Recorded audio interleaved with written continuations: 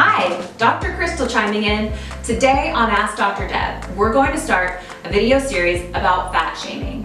So while I've been studying plus size clothing, I found that the root of the problem really stems from fat shaming and weight bias within the fashion industry. So over the last 8 years, I've done a lot of research about weight bias and fat shaming, and I can't just do one video. So today, we're gonna define fat shaming, what it is, why we use it, and the first step that you can take to reducing weight bias. Fat shaming. Noun.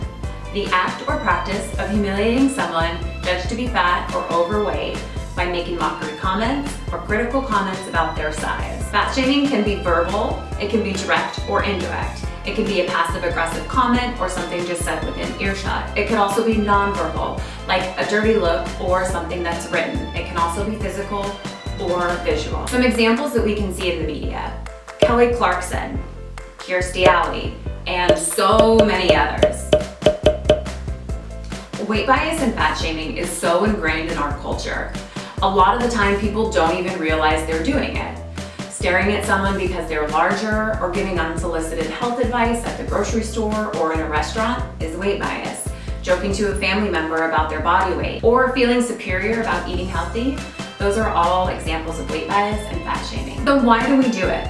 First of all, we are culturally conditioned to believe that fat is bad, and if someone is fat, it must be their fault. 2, the media and television constantly fat shame, which programs us to think from a very young age that that is acceptable and normal behavior. 3, some people think that fat shaming might actually help someone engage in healthy behaviors, but that is a false assumption. Research shows that if you fat shame or make fun of someone for being fat, it actually decreases their sense of self-worth, making them less likely to engage in healthy behaviors. What can we do to reduce fat shaming? The first step is to take a look at your own behavior. So I want to go through some common phrases that we use in everyday language that are actually fat shaming. Let's say you're getting ready to go out with some of your girlfriends. What is the first question most people ask when they try on something new? Does this make me look fat? And then usually the person they're asking would probably respond by saying something like, "No, you look great." This is sad, really, because the word fat in this context is used as an insult when it's really not. If you insist on asking for a second opinion, make it about your outfit, make it about the clothes and your hair and your style, but not about your body. Say, "How does this look?" Here are a couple other responses to the question. Does this make me look fat? "Oh, but you have such a pretty face." Does this make me look fat? "Stop saying you're fat, you're beautiful." While well-meaning, fat is not a synonym for ugly or unattractive. So if a person is feeling bigger than usual, or if they've gained a couple pounds, saying something like this will only reinforce that being fat is not beautiful. Here's a common one. Let's say you haven't seen a friend in a long time and they look a little bit thinner. "Did you lose some weight? You look so much better." No. This is like saying, "Hey, you looked so much uglier when you were fat. You should stay thin."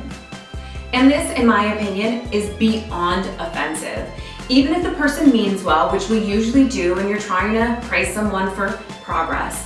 But saying this means that we equate being healthy with being thin, and that is just not true. It's insulting to say that someone used to be unattractive or undesirable because of their size. Another common one that we see are unsolicited comments in the workplace. For example, if you work with someone who's large, you might genuinely want to be concerned about their health.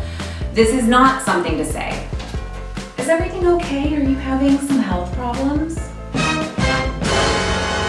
Unless someone actually tells you they have a medical condition, do not assume they have one just because of their size. I mean, there are a lot of fat people who happen to be much healthier than a lot of skinny people. So don't assume that someone's weight is some unfortunate side effect of a medical issue. Weight is not a behavior, and obesity in of itself is not a disease. There are numerous individuals who are fat and have a perfect bill of physical health. Scare tactics, shaming, or discrimination are not acceptable interventions. Health efforts should focus on modifiable actions such as self-esteem building, balanced lifestyles, and healthy self-expression. We need to be a part of the solution by ditching any fat-shaming behaviors and supporting one another with love and compassion. Thanks so much for watching our video today.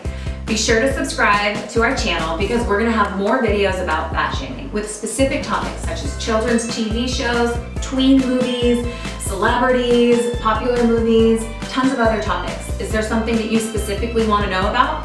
Put it down in the comments and we'll get right back to you. Thanks so much for stopping by. We'll catch you on the flippity flip. Hi. Hi. Hi. Just because I'm extra. Improv! I grammar shamed myself earlier. Yeah! I have to redo it. You made me laugh.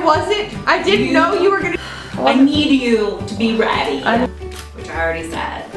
I don't know. I'm doing so good. Even though I can now that I'm thinking back, it was probably good. Take one. That wasn't good. Well, hi. What's up, girl? Action. You look so much better.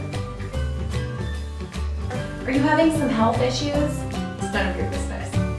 That's the appropriate response. This door! Get out! This is my jam. Action. Action! No. Okay. Learn something new every day. Are you kidding me? It was so good. Thanks for chiming in. Check the gate. Peace. Bye. I just want to be Tina Fey.